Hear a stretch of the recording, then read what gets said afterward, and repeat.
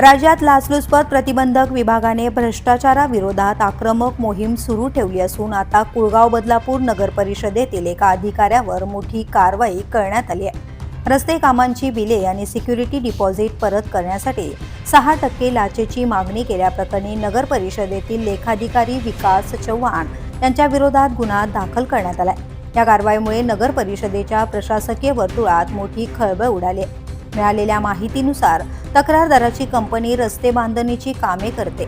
संबंधित कंपनीला कुळगाव बदलापूर नगर परिषदेच्या तब्बल 77 विकास कामांची कंत्राटे मिळाली असून अनेक कामे सध्या प्रगतीपथावर आहेत। या कामांपैकी 2 देयकांची 17,44,000 रुपये आणि पूर्वीच्या कामाची सुरक्षा अनामत रक्कम 4,99,000 रुपये अशी एकूण 22,43,000 रुपयांची रक्कम तक्रारदाराच्या खात्यात जमा करण्यात आली होती।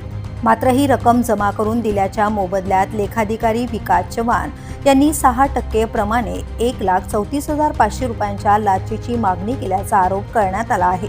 यानंतर तक्रारदाराने 9 डिसेंबर 2025 रोजी लाचलुचपत प्रतिबंधक विभागाकडे लेखी तक्रार दाखल केली होती। या तक्रारीनंतर 10 डिसेंबर रोजी एसीबी कडून पडताळणी करण्यात आली। या पडताळणी दरम्यान विकास चव्हाण यांनी लाचेची मागणी केल्याचं निष्पन्न झाल्याची माहिती एसीबीने दिली आहे। त्यानंतर 30 एप्रिल रोजी बदलापूर पूर्व पोलीस ठाण्यात भ्रष्टाचार प्रतिबंधक कायद्यान्वये विकास चव्हाण यांच्या विरोधात गुन्हा दाखल करण्यात आला। दरम्यान नगर परिषदेतील कंत्राटदारांकडून टक्केवारी मागितली जात असल्याचे आरोप यापूर्वी झाले होते।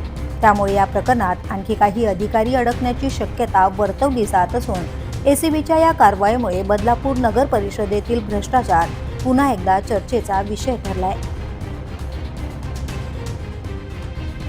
द पोलीस न्यूजसाठी नितीन पाटील, बदलापूर।